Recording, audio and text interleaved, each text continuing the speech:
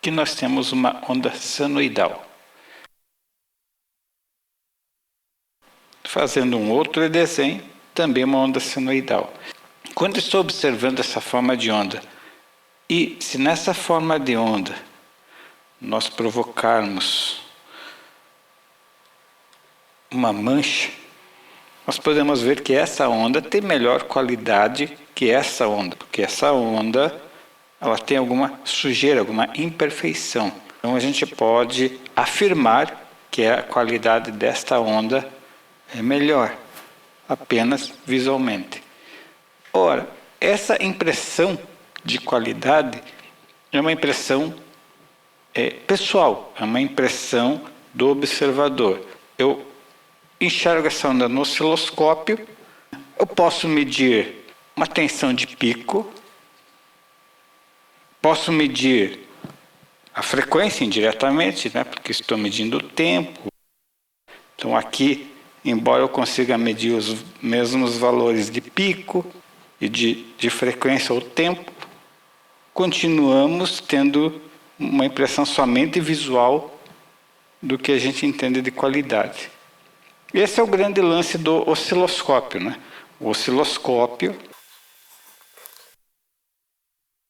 não é um instrumento exatamente para medir. Para medir eu tenho voltímetros, frequencímetros, mas basicamente o osciloscópio é um visualizador. Apesar de que a impressão de qualidade seja visível no osciloscópio, ainda eu não tenho valores, ainda não tenho dados numéricos suficientes. Então essa impressão, a visualização me dá uma impressão qualitativa. Enquanto os números, né, as quantidades, me dão impressão quantitativa. Os valores quantitativos eu posso colocar em tabelas, comparar, fazer várias operações com valores. Enquanto que uma impressão qualitativa depende da experiência de quem está olhando, né, da experiência anterior, do conhecimento. A impressão qualitativa depende de fatores que são diferentes para cada pessoa que faz a análise. A questão é como transformar essa qualidade em quantidade.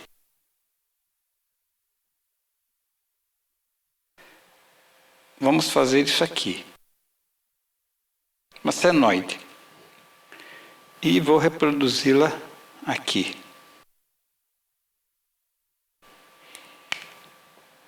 Pegar um outro gerador com outra senoide. Estou apenas desenhando por cima. E vou somar essa senoide com essa senoide. Vai me resultar nesta onda. Então, essa onda resultante aqui, a soma dessas duas senoides. Se eu pegar mais um gerador e colocar uma outra senoide, vou somar outra senoide aqui. E o resultado final seria algo parecido com isso. Se eu pegar várias senoides, fazer a soma, o meu resultado dessa soma vai estar aparecendo com uma onda complexa que a gente chama de onda quadrada. Uma onda quadrada é uma composição de várias senoides que têm frequências diferentes e amplitudes diferentes. Desde que convenientemente acertadas, o resultado final será uma onda quadrada. Se eu pegar essa onda, somar com uma outra onda e somar com uma outra onda, o meu resultado vai ser essa onda. O que eu estou vendo aqui? Que a somatória de várias senoides vai resultar numa onda complexa. E matematicamente, o resultado inverso é verdadeiro.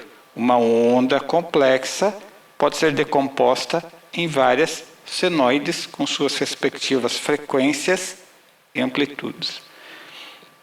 Detalhe, na natureza sempre tem ondas senoidais, em ondulatória, na física a gente acaba aprendendo isso. Na natureza nós temos ondas senoidais sempre. O que nós temos de diferente de ondas senoidais são, na verdade, composições de várias ondas senoidais. Um matemático chamado Fourier descreveu matematicamente essa visualização que estamos tendo. Então ele criou uma série, chamada série de Fourier, que descreve esta ocorrência. Ou seja, ele diz simplesmente que essa função complexa é uma soma de várias funções senoidais. Quanto mais senoides eu tiver, mais perfeita aqui é, por exemplo, minha onda quadrada. Não vamos entrar em detalhes matemáticos, há muita informação sobre isso, não há necessidade de ocuparmos esse tempo agora. O importante aqui é o entendimento básico do processo. Uma vez sabendo que uma onda complexa é resultado da soma de várias senoides, eu também posso concluir que, somando-se várias senoides, eu tenho uma onda complexa. Eu posso gerar uma onda complexa ou decompô-la. E, sob esse aspecto de vista, nós podemos fazer um gráfico diferente aqui.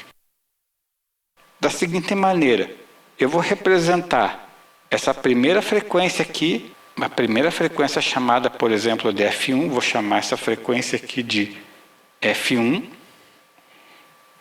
e que tem uma amplitude A1. Então, tem uma amplitude A1 aqui. E agora, eu vou pegar essa outra frequência que é maior, então a frequência é maior, então aqui estou fazendo um gráfico de frequência em função da amplitude. Essa frequência, como é maior, eu vou chamar de F2, que tem uma amplitude menor. E, lógico, aqui F3, eu tenho uma frequência F3 com uma amplitude A3, que é menor ainda. Esse gráfico, agora, representa essa forma de onda decomposta. Eu não preciso ver que são senoides, porque se as senoides são perfeitas, eu sei que elas existem sem aquela impressão qualitativa de como é a senoide. A única diferença aqui é que eu tenho frequências diferentes e amplitudes diferentes envolvidas. E é isso que eu estou representando nesse gráfico aqui. Então, eu pude representar de uma maneira um pouco diferente essa minha onda quadrada, que na verdade é uma composição de ondas senoidais. Dizemos que esse gráfico está no domínio da frequência. No osciloscópio, normalmente nós temos gráficos no domínio do tempo. Então aqui, esse gráfico de um osciloscópio, ou quando que a gente visualiza a senoide, como conhecemos, é um gráfico no domínio. E agora, esse gráfico que me representa as várias frequências envolvidas, o meu eixo X mostra as frequências, e aqui nós temos então um gráfico do domínio da frequência. O que Fourier está fazendo? Ele está transformando os vários componentes que compõem uma onda complexa e representando num gráfico no domínio da frequência. Dessa maneira, nós podemos fazer o seguinte. Aquela nossa senoide de onda distorcida pode ser representada por várias senoides de frequências diferentes e amplitudes diferentes. Ou seja, representa essa distorção ou decompõe essa onda distorcida em uma senoide sem distorção, mais as outras senoides que correspondem a essa distorção. Isso resulta num gráfico da seguinte maneira. Eu tenho a minha frequência principal maior aqui, e eu represento as outras frequências que participam dessa distorção aqui.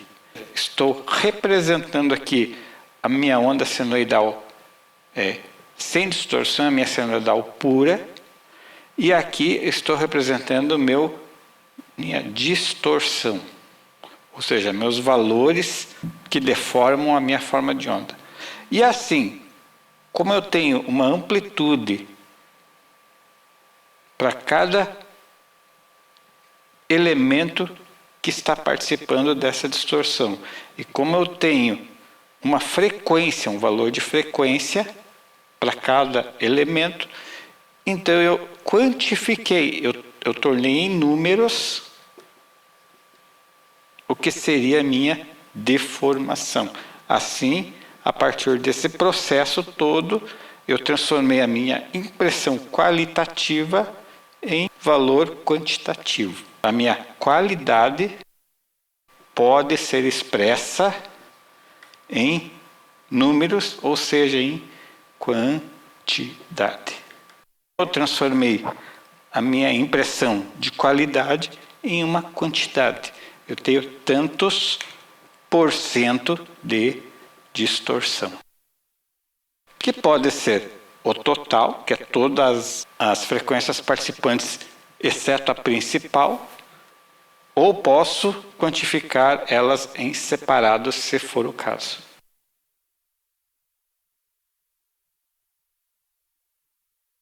Uma onda distorcida no domínio do tempo pode ser representada por um gráfico no domínio da frequência. Ao transformarmos esse gráfico do domínio do tempo do domínio da frequência, eu posso enxergar as participantes do processo que representa essa distorção. Isso aqui já é conhecido, mas de uma outra maneira. Vamos pensar num violão e num piano. Os dois instrumentos que estão tocando juntos numa banda, numa orquestra, eles têm que estar afinados, porque senão o som sai desagradável. Eles tocam a mesma nota naquele instante. Por exemplo, o violão toca a nota Dó e o piano também. Isso quer dizer que as frequências são iguais. Se cada instrumento gera frequências iguais, como eu sei que o violão é violão e o piano é piano? Só visualmente? Não, eu consigo entender de ouvido, ou seja, eu consigo distinguir, escutando o instrumento, que aquele instrumento é um violão ou que aquele instrumento é um piano. Como é que isso acontece? O violão ele tem uma construção, né, e é tocado de uma maneira, e o piano ele tem outra construção e é tocado de outra maneira. Essas diferenças de forma construtiva e diferenças de como são tocados, embora esteja gerando frequências iguais, eles geram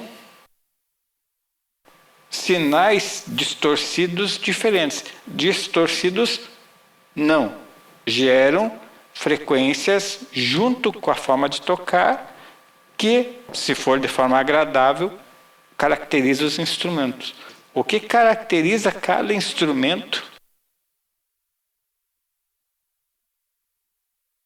O que caracteriza cada instrumento não é a frequência que eu estou tocando, a nota que eu estou tocando, e sim o conteúdo dessas nuances construtivas que vão estar nessas frequências aqui. Essas frequências, além daquela nota principal, vão caracterizar o instrumento, onde um vai ser o violão, outro vai ser o piano. Essa parte, né, do gráfico, do domínio da frequência, é o que é responsável pela identificação, né, do instrumento.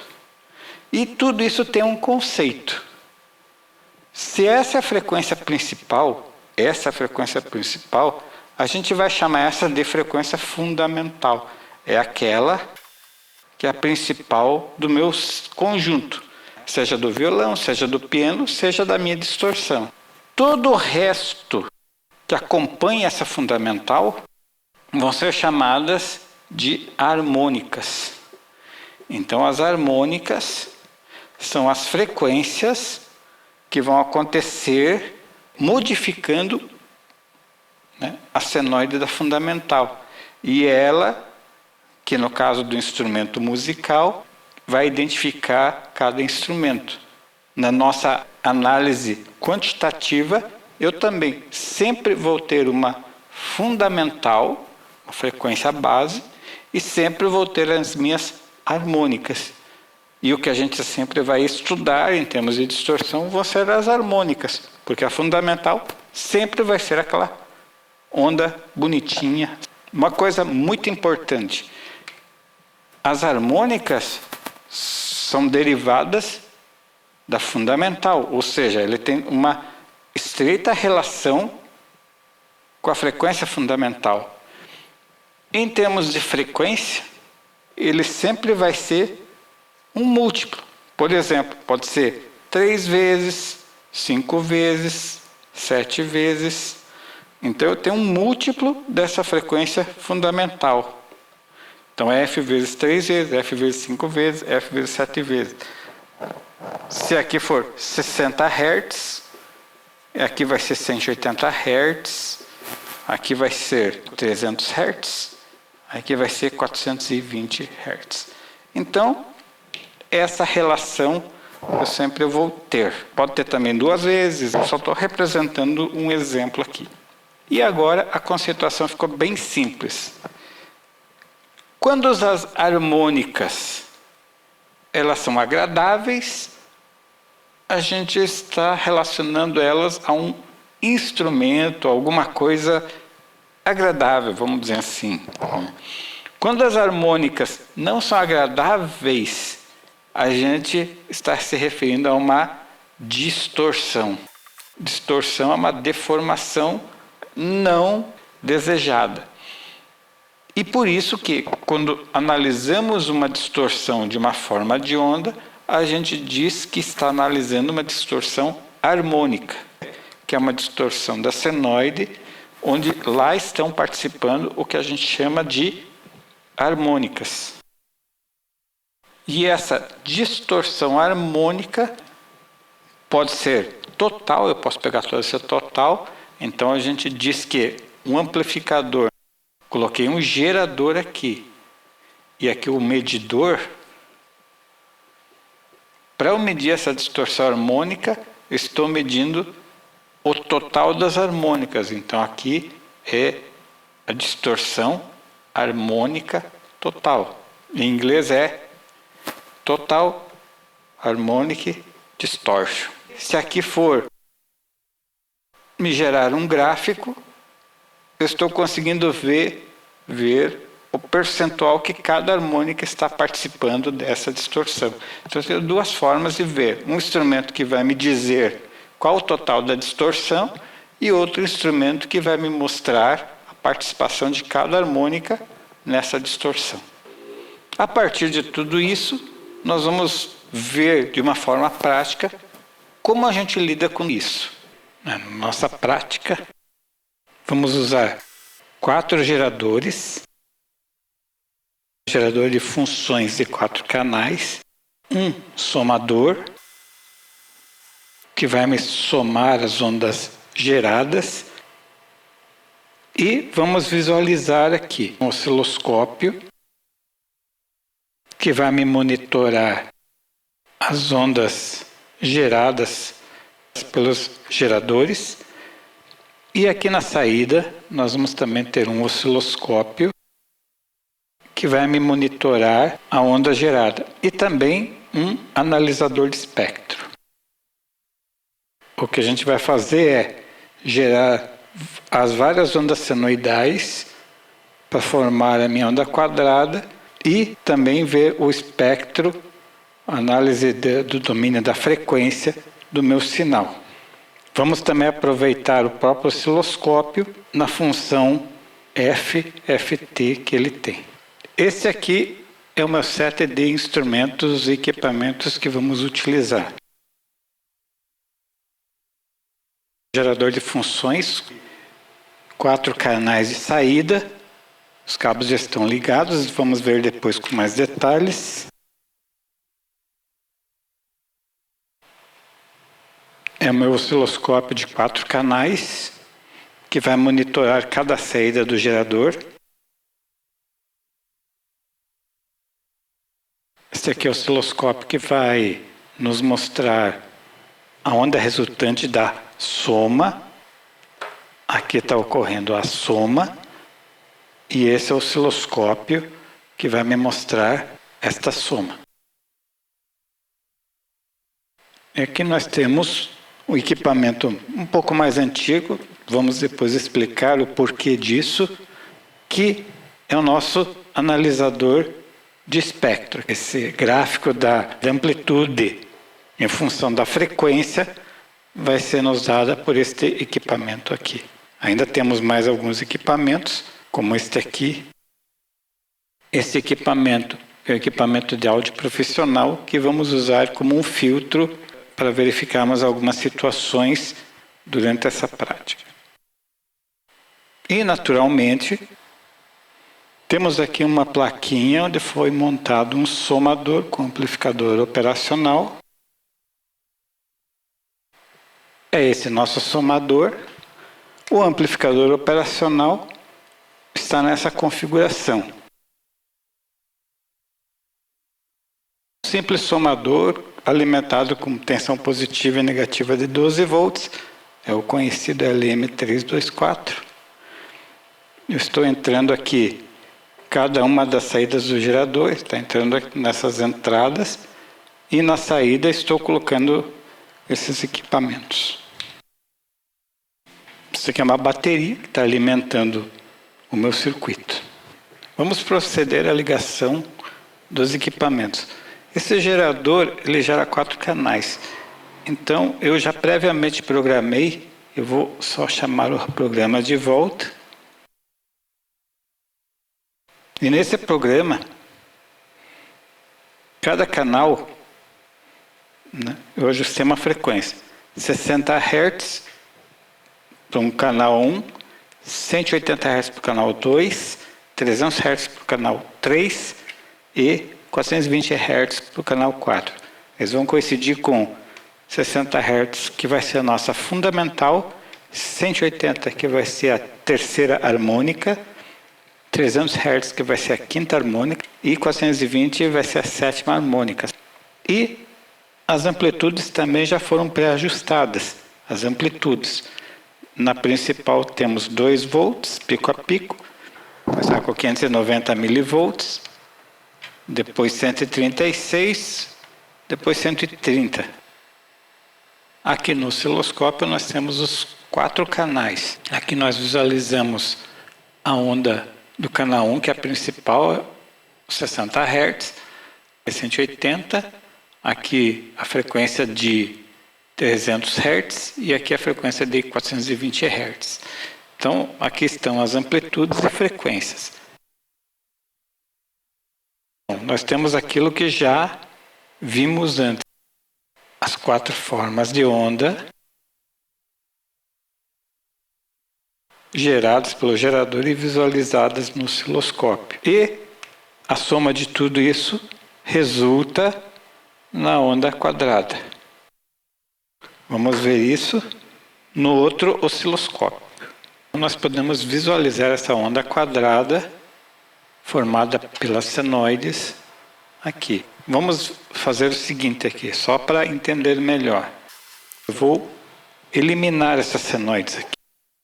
Se eu ligar a segunda senoide, o que eu vou ter aqui é superposto nessa primeira senoide algo assim, ó.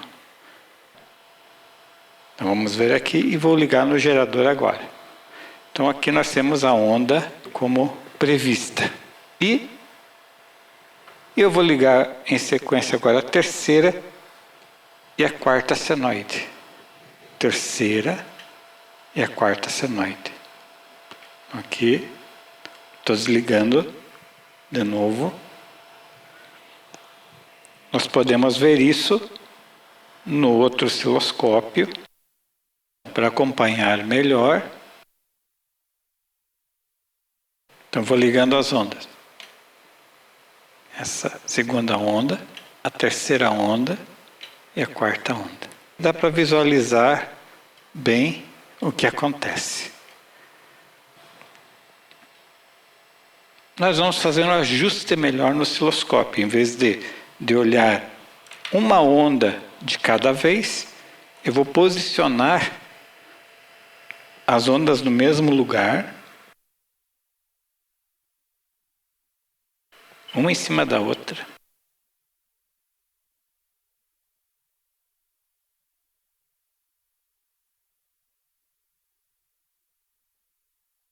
Acertar um pouco a visualização aqui. Então aqui estou vendo a minha senoide fundamental e as várias frequências harmônicas. Lembra que estou criando essas ondas. Então, na verdade, isso aqui não é resultado de distorção harmônica. Eu estou criando ondas, gerando ondas que estão resultando numa onda complexa. E agora nos resta ver no domínio da frequência o que acontece. Então eu devo ver aqui os meus 60 Hz, 180 Hz, 300 Hz, 420 Hz. 60 Hz é a minha fundamental, 180 Hz, 300 e 420 são as harmônicas.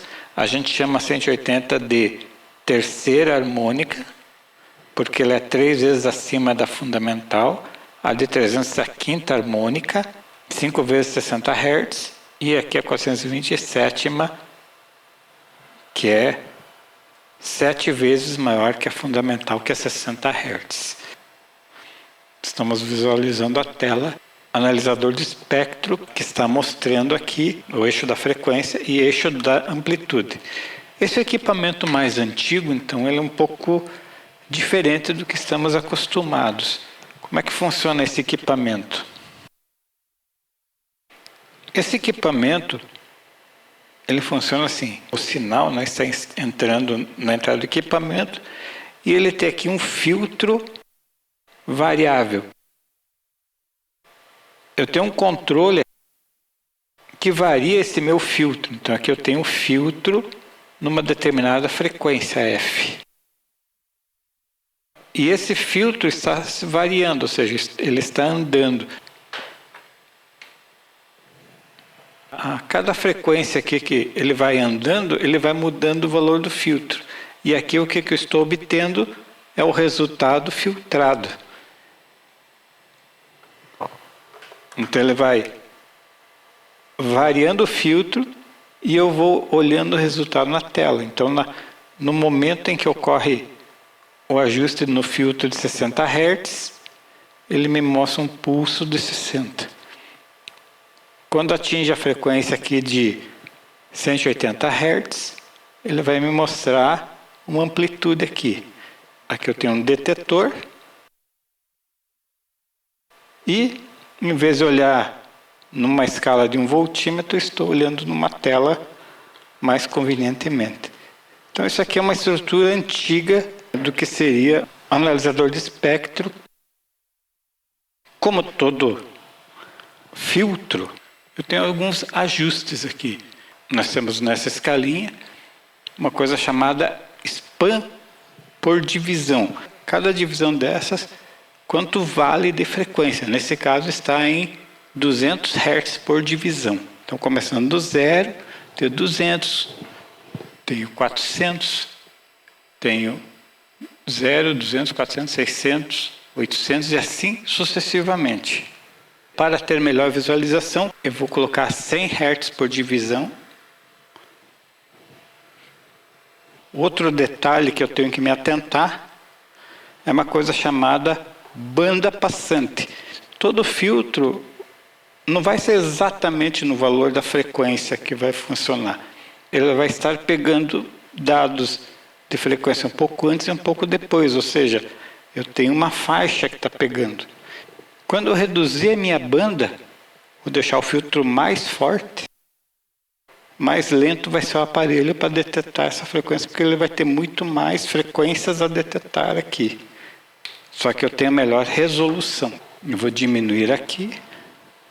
Veja que quando eu mudei a escala, ele já mudou, né, a forma do gráfico. Agora eu vou diminuir minha banda passante. Vou mudar para 3 Hz. Então a banda está em 3 Hz. Eu vou deixar o equipamento mostrando o que está fazendo. Você vai ver que ele está varrendo, ele está mudando a frequência aos poucos. Vou zerar, já ajustei aqui para o zero coincidir com o zero. E ele está começando a fazer o gráfico. Eu vou, de propósito, esperar para que você tenha uma noção do tempo que leva para ele fazer esse gráfico.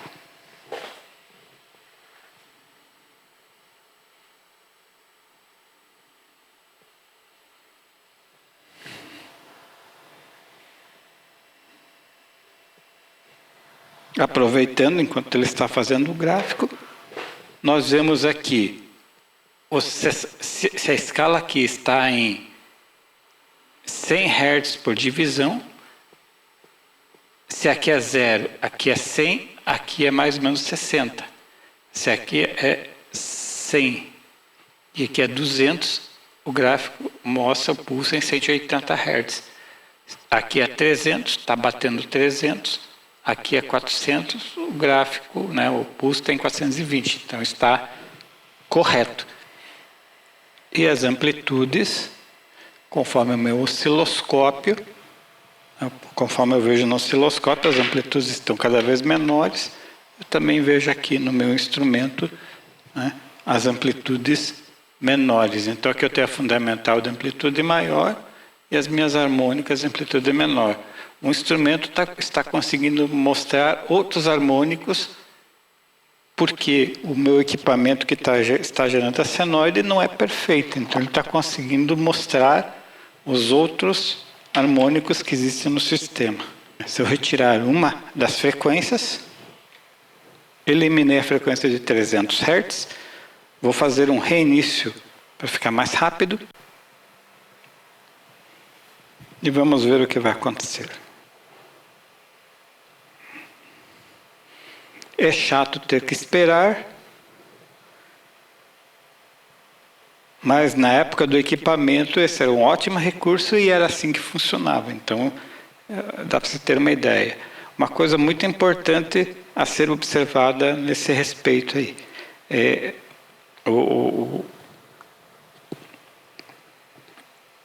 Todo analisador de espectro, na frequência baixa, ele tem que varrer essa frequência baixa. Então ele vai demorar um tempo, e esse tempo sempre é maior quanto maior a precisão que eu quiser. Então isso é normal de todo instrumento, mesmo os mais novos. Veja que aqui já não está mais presente a frequência de 300 Hz que eu eliminei do meu gerador. Então, eu vou voltar a colocar. Ele já logo vai aparecer enquanto conversamos. Está fazendo a próxima varredura já. Enfim, essa é a maneira pela qual nós conseguimos fazer o gráfico de amplitude em função da frequência, ou seja, o gráfico no domínio da frequência. E o que tudo isso tem a ver com o Fourier? Bom, primeiro, o que nós estamos vendo aqui é um gráfico obtido a partir do uso de filtros. Então, os filtros estão deixando passar somente a frequência naquele momento. Então, eu consigo fazer um detalhamento do que está acontecendo, separando frequência por frequência. Só que Fourier faz algo diferente. Pega a forma de onda, digitaliza e aí processa de forma matemática. E o osciloscópio tem esse recurso. Esse osciloscópio tem uma função matemática que uma opção é exatamente essa aqui, que é o FFT. Então, agora em vermelho, estou tendo um traço que é meu FFT. Vou diminuir a escala de tempo, principalmente por um detalhe. Eu preciso adquirir muitos dados para construir ou equacionar matematicamente o meu FFT. Note que quanto mais onda eu começar a pegar, vou mudar a escala, começa a aparecer algo que eu posso reconhecer muito parecido com já vimos aqui, ó. Veja que a onda está muito parecida. Dá para visualizar melhor o que está acontecendo. Quanto aos controles, eu vou falando o que vou fazendo. Eu vou colocar o cursor do FFT. Eu posso ajustar. Eu coloquei 2 cursores, mas o mais importante é esse que eu estou agora mexendo aqui, ó. Ou seja, esse cursor, se eu coloco em cima do meu sinal, ele vai mostrar a frequência, que é 60 Hz, e a minha amplitude em decibéis. Esse é um outro detalhe que vamos ver um pouco mais tarde, que são esses decibéis. Eu tenho os meus 60 Hz, vou com o cursor, estou em 180 Hz, conforme já vimos. Aqui estou em 300 Hz e aqui em 420 aqui, ó. Se eu tiro uma das ondas, o meu sinal vai mudando, tem que esperar atualizar a onda toda.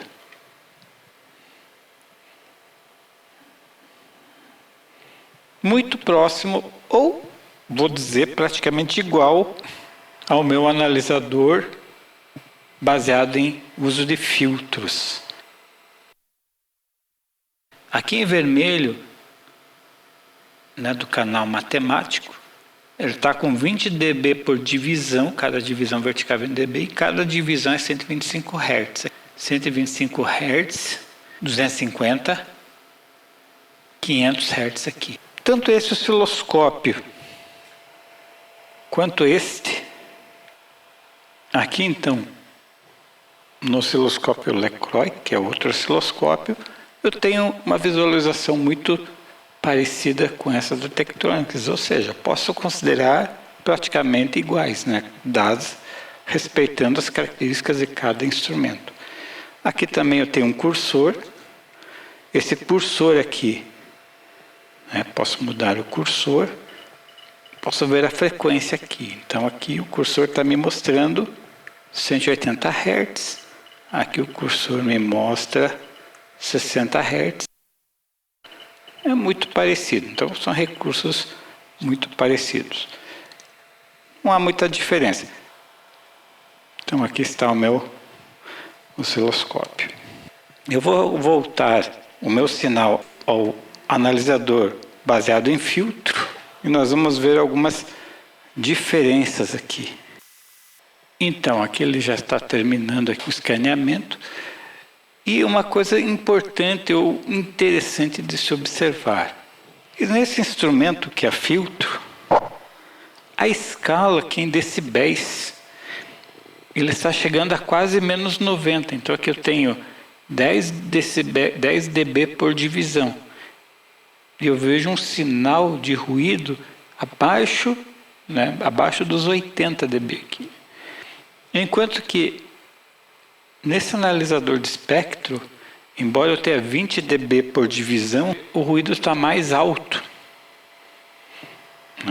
Não posso dizer que é ruído, porque pode ser consequência da digitalização, mas o fato é que um analisador de espectro baseado em filtro seria mais confiável a nível de sinais muito baixos. Aliás, se eu estou vendo o mesmo sinal, aqui eu consigo ver harmônicas bem baixas, que aqui eu não consigo identificar. Eu realmente não identifico. Elas existem, mas eu não consigo identificar a presença delas. E essa é uma vantagem desse tipo de equipamento. Agora vamos ver uma coisa curiosa aqui. Eu vou mudar a frequência. Essa frequência de 420 Hz, que eu acabei de tirar, vou colocar de novo. Eu vou mudar essa frequência do canal 4 do meu gerador para 1 kHz. Eu estou vendo aqui o meu sinal em 1 kHz. Só vamos esperar o analisador de filtro fazer a varredura.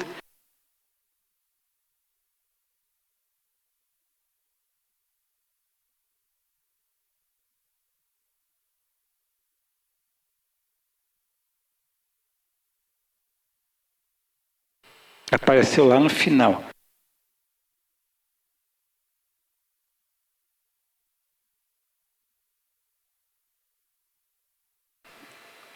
E aqui está. Estou com 200 Hz por divisão, 200, 400, 600, 800, 1 kHz.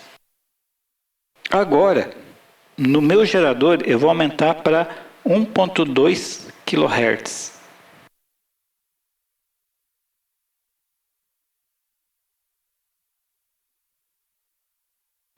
Veja que aqui já apareceu 1.2 kg e aqui também.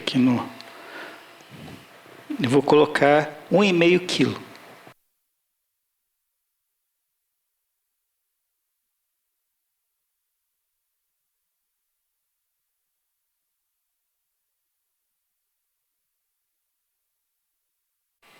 Aqui já apareceu.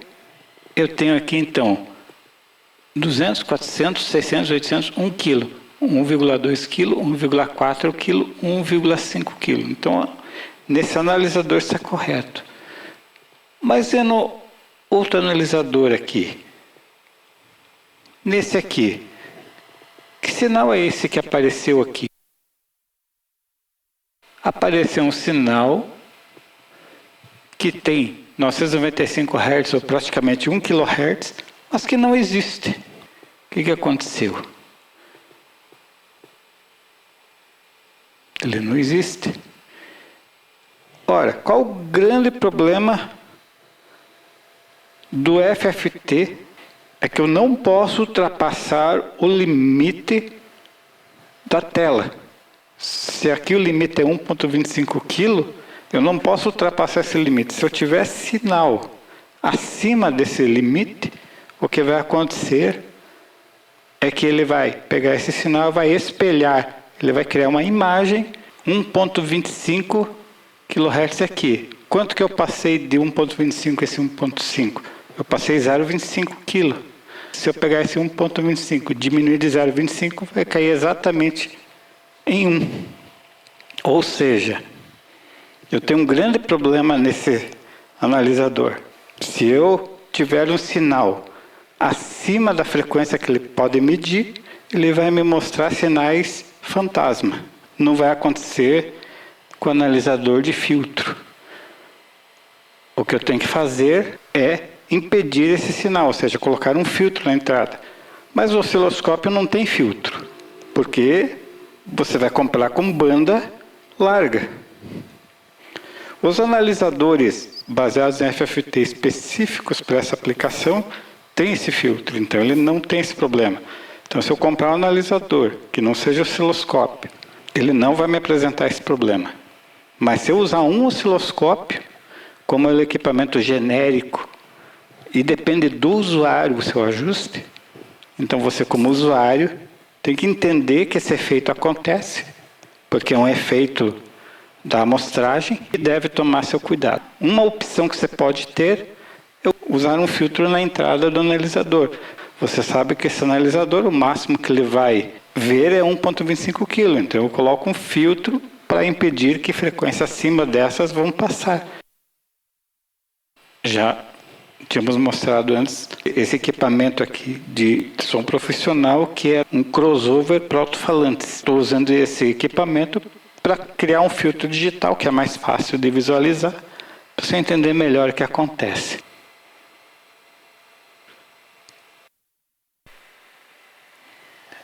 Então nós vamos usar esse equipamento como um filtro. O meu sinal de onda quadrada está entrando no osciloscópio canal 1. O que eu vou fazer? Eu vou passar isso aqui por um filtro e a saída desse filtro eu vou colocar no canal 2. E aí eu vou fazer o FFT do canal 2, ou seja, esse canal 2 vai ter o filtro para ajudar o sistema. Eu vou posicionar para a gente ver o filtro e o espectro. Então, aqui no canal 1 ainda nós temos o problema. Agora eu vou mudar para o canal 2.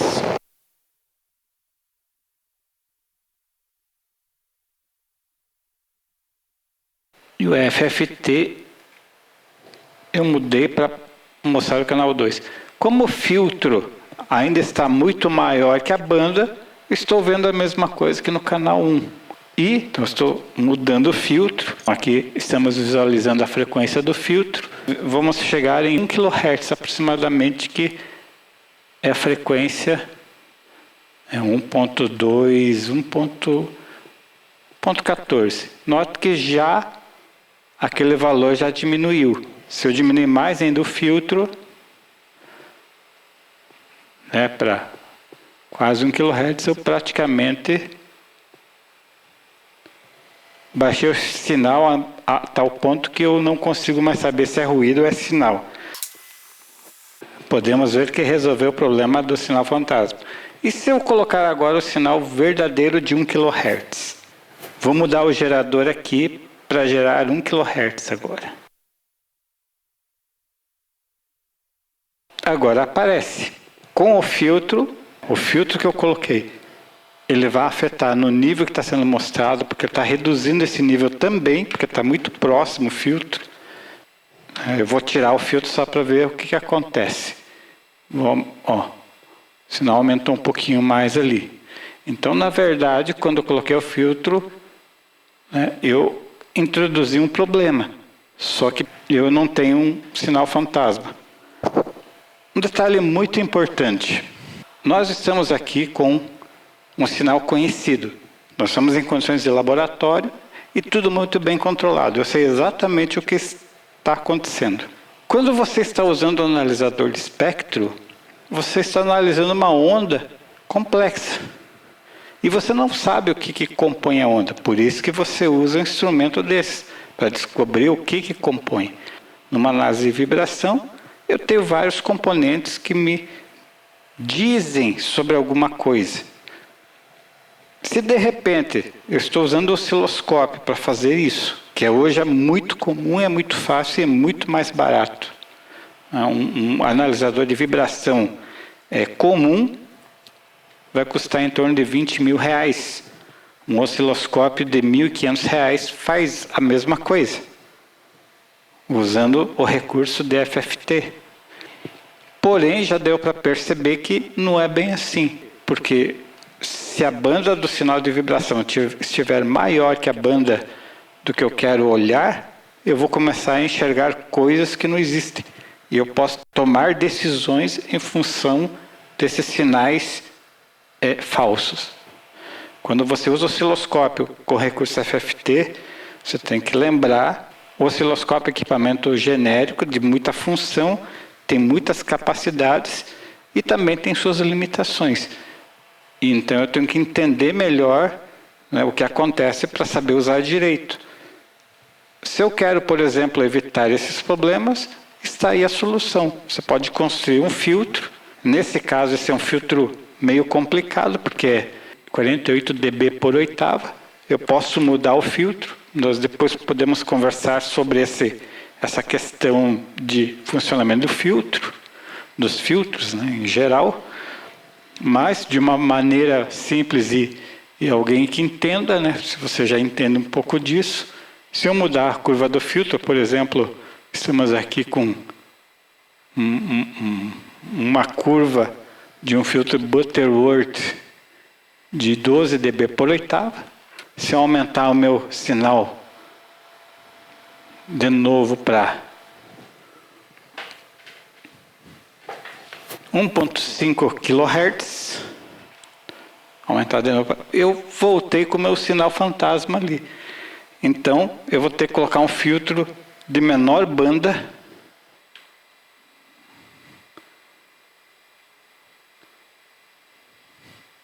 Vejo que o sinal já está saindo, mas eu tive que deslocar a frequência a frequência do filtro, porque ele deixa passar os sinais de mais alta frequência, então tive que deslocar o ponto de funcionamento dele muito abaixo da frequência limite do meu analisador aqui.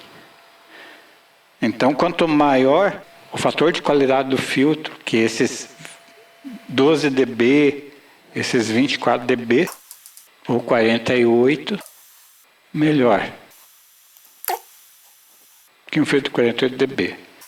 Essa questão de filtro, decibel e outras coisas, eu gostaria de deixar como um assunto para um outro vídeo, porque esse vídeo já está se tornando extenso. Esse problema no FFT do osciloscópio, que é mostrar frequências imagens ou frequências fantasmas, é algo normal, natural, e os fabricantes dos equipamentos alertam sobre isso. Existe uma documentação muito extensa, evidentemente que a maioria é em inglês. Teoricamente, em termos de usuário, não seria exatamente um problema. Mas eu acho de bom tom que reforçar essa ideia, né, para que você possa aproveitar o melhor possível do seu equipamento. Então nós vimos que as ondas que geram essa onda quadrada são essas senoides que estou gerando. Então, nós dizemos que essa onda quadrada é resultado dessas senoides que são produzidas, né, cada uma com amplitude e frequência diferentes.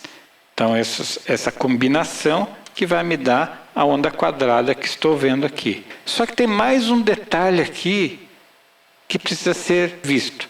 Repararam que eu não tenho aqui harmônicas pares? Eu só coloquei ímpares? Eu vou colocar uma frequência par para você ver. No canal 2 eu coloquei uma frequência de 120 Hz, que é exatamente a segunda harmônica de 60. Olha só o resultado da forma de onda. É meio estranho, né? Isso porque o que acontece? Aqui a onda principal em amarelo está subindo e está descendo e está subindo.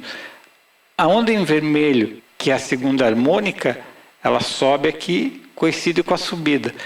Só que a próxima onda coincidente, a amarela está descendo, a fundamental está descendo, a vermelha está subindo. Ou seja, aqui eu tenho uma soma da onda, aqui eu tenho um cancelamento. Se eu olhar aqui, eu tenho aqui o meu resultado da minha soma e o resultado do meu cancelamento. Então veja que é uma onda muito estranha. Imagine um balanço, uma oscilação mecânica. Se você quiser manter o balanço, você sempre tem que dar o impulso no momento certo e para a direção certa.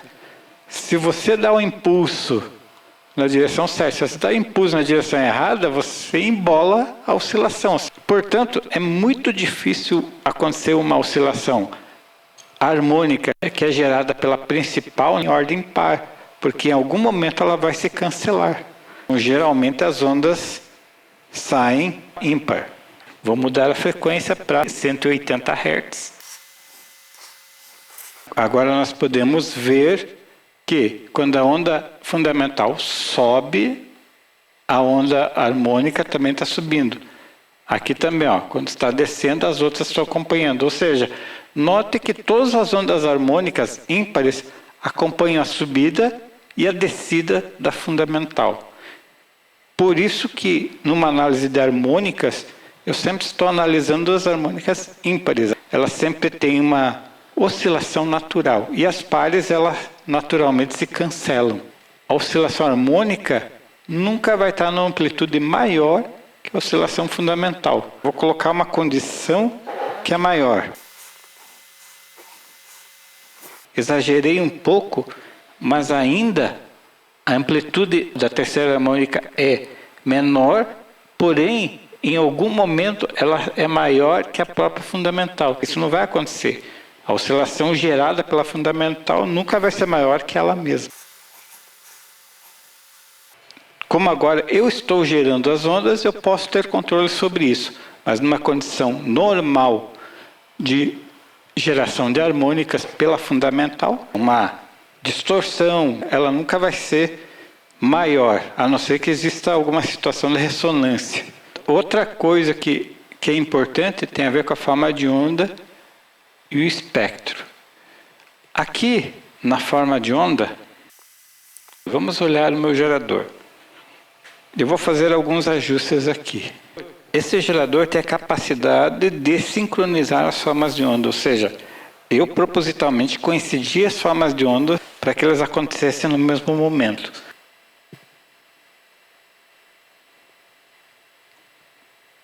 Esse gerador permite a coincidência das ondas a partir dessa sincronização que está on. Se eu desligar essa sincronização, olha o que vai acontecer com as formas de onda. As formas de onda já não coincidem mais, os zeros das ondas não se coincidem, estão aleatórias totalmente. E o resultado dessa onda aleatória é essa onda maluca. Porém, os sinais existem. Elas estão totalmente fora de sincronismo e o espectro é o mesmo. Então, como os sinais existem, as frequências que eu vou enxergar são os mesmos. Porém, a minha onda já não é mais quadrada.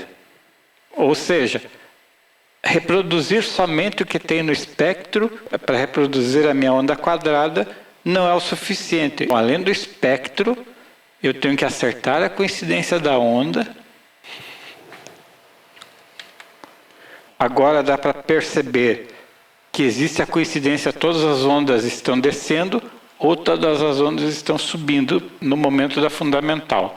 Eu tenho que olhar aqui a fundamental descendo, subindo e todas as outras ondas estão acompanhando, estão sincronizadas. E aqui está o meu sinal. As harmônicas, então, de uma fundamental, resultantes de uma distorção, eles exibem o espectro característico e também tem a coincidência de fase e amplitude.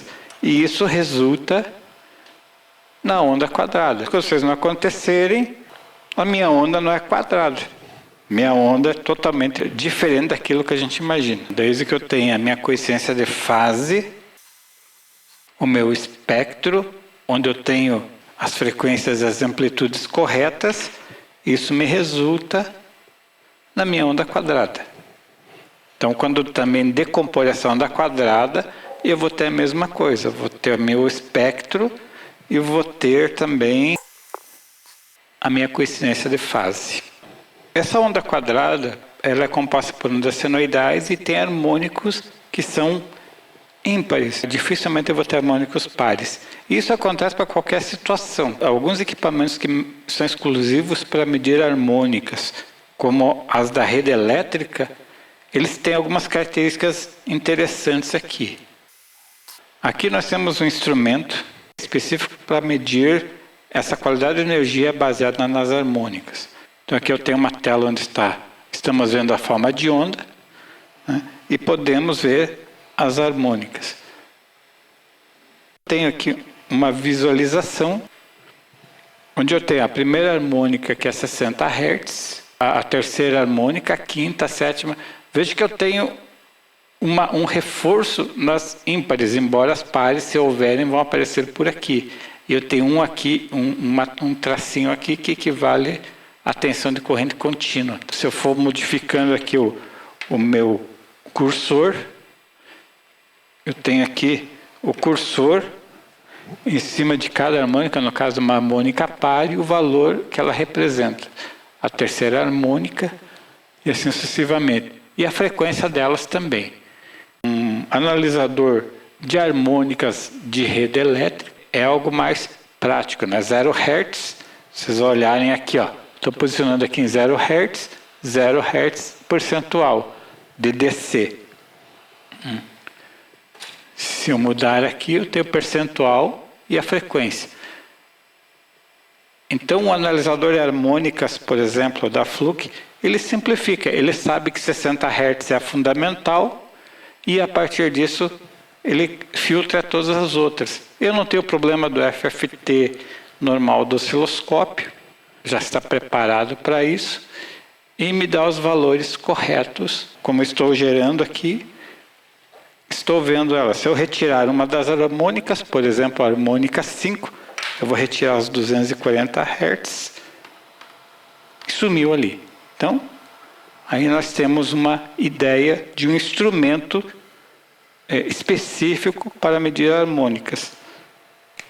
As harmônicas permitem o estudo de uma onda distorcida, da distorção.